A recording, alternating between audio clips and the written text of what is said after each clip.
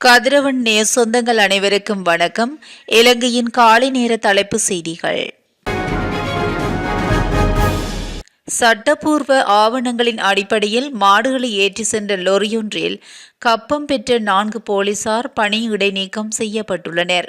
ஹமாந்தோட்டை அருகே வீரவில போலீஸ் நிலையத்தில் பணியாற்றும் 2 போலீசார், சார்ஜென்ட் 2 கான்ஸ்டபிள்கள் ஆகியோரை இவ்வாறு பணி இடைநீக்கம் செய்யப்பட்டுள்ளனர். மாடுகளை ஏற்றி செல்வதற்கான சட்டப்பூர்வ ஆவணங்கள் இருந்த நிலையில் மிருக வகை தடுப்பு சட்டத்தின் கீழ் வழக்கு பதிவதாக அச்சுறுத்திய லொரி சாரதியிடமிருந்து குறித்த நால்வரும் 11,000 ரூபாவை கப்பமாக பெற்றுக் கொண்டுள்ளனர். இதனையடுத்து லொரி சாரதி மேற்கொண்ட முறைப்பாட்டின் பேரில் விசாரணைகள் மேற்கொள்ளப்பட்ட நிலையில் குறித்த 4 போலீசாரும் கப்பம் பெற்றுள்ளமை நிரூபிக்கப்பட்டுள்ளது. இதனையடுத்து ஹமாந்தோட்டை சிரேஷ்ட போலீஸ் அத்தியட்சகரின் பணிப்பின் பேரில் குறித்த 4 போலீசாரும் பணியிடை நீக்கம் செய்யப்பட்டுள்ளனர்.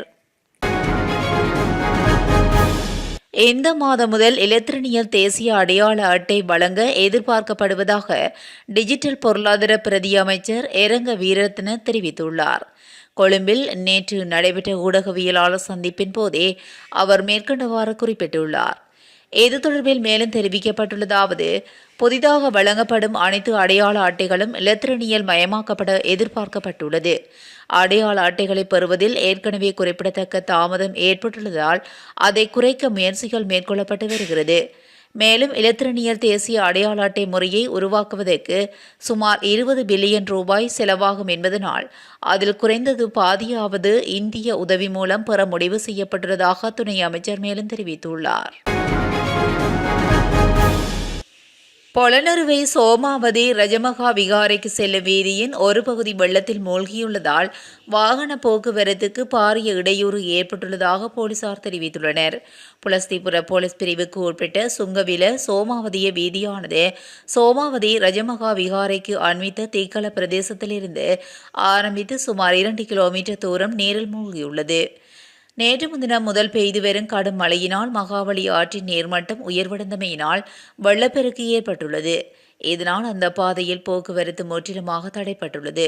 சோமாவதி ரஜமகா விகாரைக்கு சென்ற நபர்களை வெளிகந்த திசையிலிருந்து அவர்கள் வந்த பேருந்துகளில் திருப்பி அனுப்புவதற்கு போலீசார் நடவடிக்கை எடுத்துள்ளனர்.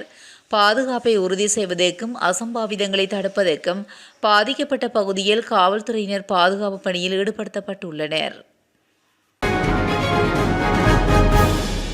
கடந்த நவம்பரில் ஏற்பட்ட வெள்ளத்தால் சேதமடைந்த பயிர்களுக்கான இழப்பீடு இந்த மாத இறுதியில் வழங்கப்படும் என்று வேளாண்மை மற்றும் விவசாயிகள் காப்புறுதி சபை தெரிவித்துள்ளது. பயிர் சேத மதிப்பீடுகளில் சுமார் 95% தற்போது நிறைவடைந்துள்ளதாக அதன் தலைவர் பேமஸ்ரீ ஜெய்சிங்கராஜா தெரிவித்துள்ளார். யாழ்ப்பாணம், கிளிநொச்சி, திருகோணமலை மற்றும் மன்னார் போன்ற பகுதிகளில் பயிர் சேத மதிப்பீடுகள் தற்போது இறுதிக்கட்டத்தில் உள்ளன. கமநல சேவை நிலையங்களில் இருந்து இறுதி பரிந்துரைக்கப்பட்ட இழப்பீட்டு ஆவணங்கள் கிடைத்தவுடன் சம்பந்தப்பட்ட நிதி விவசாயிகளின் வங்கிக் கணக்குகளில் வரவு வைக்கப்படும் என்று தலைவர் மேலும் தெரிவித்துள்ளார். விவசாய மற்றும் கமநல காப்புறுதி சபை, விவசாய அபிவிருத்தி திணைக்களம், விவசாய ஆராய்ச்சி மற்றும் உற்பத்தி உதவியாளர்கள், உத்தியோகத்தர்கள் மற்றும் விவசாய சங்க தலைவர்களின் பங்களிப்புடன் சேத மதிப்பீட்டு நடவடிக்கைகள் மேற்கொள்ளப்படுகின்றமை குறிப்பிடத்தக்கது. கடந்த நவம்பரிலிருந்து தொடர்ச்சியாக பெய்து வரும் மழை, அதனாலே ஏற்பட்ட வெள்ளப்பெருக்கு காரணமாக நாடளாவிய ரீதியில் விவசாயிகளின் நெல் உட்பட பிற தானிய பயிர் செய்கை அழிவடைந்துள்ளமை குறிப்பிடத்தக்கது. நாளொன்றில் 2500 வெளிநாட்டு கடவுச்சீட்டுகளை வழங்க நடவடிக்கை எடுக்கப்பட்டுள்ளதாக அறிவிக்கப்பட்டுள்ளது. இந்த விடயத்தினை பொது பாதுகாப்பு அமைச்சர் ஆனந்த விஜயபால குறிப்பிட்டுள்ளார். முன்னதாக நாளொன்றுக்கு 1200 கடவுச்சீட்டுகள் வழங்கப்பட்டதாக தெரிவிக்கப்பட்டுள்ளது. இருப்பினும் அவசரமாக வெளிநாடு செல்ல விரும்பும் எந்த ஒரு நபருக்கும் கடவுச்சீட்டை பெற்றுக் கொள்வதற்கு தனி சாளரம் திறக்கப்பட்டுள்ளதாக அமைச்சர் விஜயபால கூறியுள்ளார். மேலும் அந்த சாளரத்தில் சமர்ப்பிக்கப்படும் விண்ணப்பங்கள் குழுவினால் பரிசீலிக்கப்பட்டு கடவுச்சீட்டுகளை விரைந்து வழங்க நடவடிக்கை எடுக்கப்படும் என அவர் குறிப்பிட்டுள்ளார். இலங்கையில் தற்போது பெய்து வரும் கனமழை காரணமாக நாட்டின் பல்வேறு பிரதேசங்களுக்கு மண்சரிவு அபாய எச்சரிக்கை விடுக்கப்பட்டுள்ளது.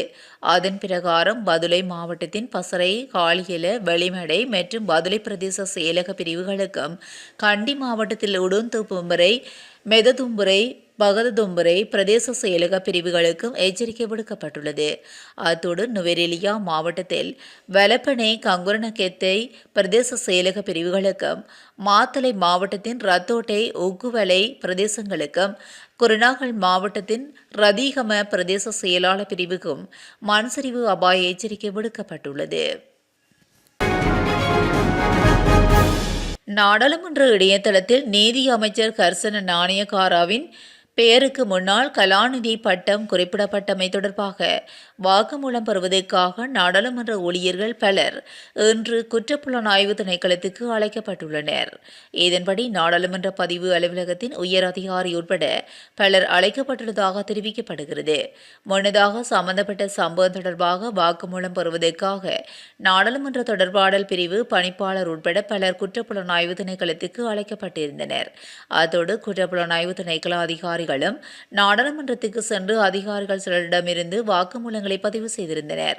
எனினும் சபை முதல்வர் காரியாலயத்தில் இருந்து வழங்கப்பட்ட தகவல்களுக்கு அமைய கர்சன நாணயக்காராவின் பெயருக்கு முன்னால் கலாநிதி பட்டம் பதிவிடப்பட்டிருந்தமை குறிப்பிடத்தக்கது. நாடாளுமன்ற இணையதளத்தில் நீதி அமைச்சர் கர்சன நாணயக்காராவின் பெயருக்கு முன்னால் கலாநிதி பட்டம் குறிப்பிடப்பட்டிருப்பது தொடர்பாக அமைச்சர் சமீபத்தில் குற்றப்புலனாய்வு திணைக்களத்தில் முறைப்பாடு வழங்கியதோடு இது தொடர்பாக தற்போது விசாரணைகள் இடம்பெற்று வருகின்றமை குறிப்பிடத்தக்கது. இலங்கையிலிருந்து ரத்தின கற்களை கடத்த முயன்ற சீன நாட்டவர் ஒருவரும் அவரது மகளும் சுங்க அதிகாரிகள் குழுவினால் கைது செய்யப்பட்டுள்ளனர். கட்டுநாயக்க சர்வதேச விமான நிலையத்தில் வைத்து நேற்று முன்தினம் 45 வயதான ஆண் மற்றும் அவரது 21 வயது மகளை சுங்க இலங்கை அதிகாரிகள் கைது செய்துள்ளனர். சோதனையின் போது அவர்களின் உள்ளாடைக்குள் மறைத்து வைக்கப்பட்டிருந்த சுமார் 1,74,50,875 ரூபாய் பெறுமதியான ரத்தின கற்களின் அதிகாரிகளால் கைப்பற்றப்பட்டுள்ளது. மொத்தமாக 689.5 கிராம் எடையுடைய மோன்ஸ்டோன்ஸ், கெஸ்டோனைட், கார்னெட்ஸ், ஸ்டார் சபையர்ஸ், கேட்ஸ் ஐஸ் மற்றும் எமரால்ட்ஸ் ஆகிய ரத்தின கற்களின் இருப்பு உள்ளடங்குவதாக இலங்கை சுங்கம் மேலும் தெரிவித்துள்ளது. மட்டக்களப்பு ஏறாவூரில் 2 வயது பெண் குழந்தை கிணற்றில் தவறி வீழ்ந்து நீரில் மூழ்கி உயிரிழந்த சம்பவம் இடம்பெற்றுள்ளதாக போலீசார் தெரிவித்துள்ளனர். மேலும் நேற்றைய தினம் பிற்பகல் இடம்பெற்றுள்ளது. ஏறாவூர் 2ஆம் பிரிவு மக்காமடி வீதியைச் சேர்ந்த முகமட் சரஹீர் ஐப்ரா என்ற குழந்தையே இவ்வாறு உயிரிழந்துள்ளது. குறித்த பிரதேசத்தில் உள்ள வீடு ஒன்றில் உள்ள கிணற்றிற்கு அருகில் கதறி ஒன்று வைக்கப்பட்டிருந்த நிலையில் சம்பவ தினமான நேற்று பிற்பகல் 3 மணியளவில் குறித்த குழந்தை வீட்டுக்கு வெளியே விளையாடிக் கொண்டிருந்த நிலையில் கிணற்றுக்கு அருகில் வைத்திருந்த கதறியில் ஏறி கிணற்றை எட்டி பார்த்த நிலையில் கிணற்றுக்குள் தவறி விழுந்துள்ளார். இந்த நிலையில் மாலை 6 மணியளவில் குழந்தையை காணவில்லை என பெற்றோர் தேடிய நிலையில் கிணற்றுக்குள் குழந்தை விழுந்து கிடப்பதைக் கண்டு உடனடியாக குழந்தையை மீட்டு வைத்தியசாலைக்கு கொண்டு சென்ற நிலையில் குழந்தை ஏற்கனவே உயிரிழந்து விட்டதாக வைத்தியர்கள் தெரிவித்தனர்.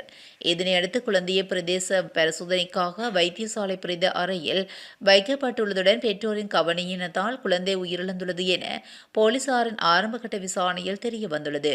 இது தொடர்பான மேலதிக விசாரணைகளை ஏறாவூர் போலீசார் மேற்கொண்டு வருகின்றமை குறிப்பிடத்தக்கது. இத்துடன் இலங்கையின் காலை நேர தலைப்பு செய்திகள் நிறைவடைகின்றன. தொடர்ந்தும் செய்திகளோடு இணைந்திருக்க கதிரவட் நியூஸுடன் இணைந்திருங்கள். நன்றி, வணக்கம்.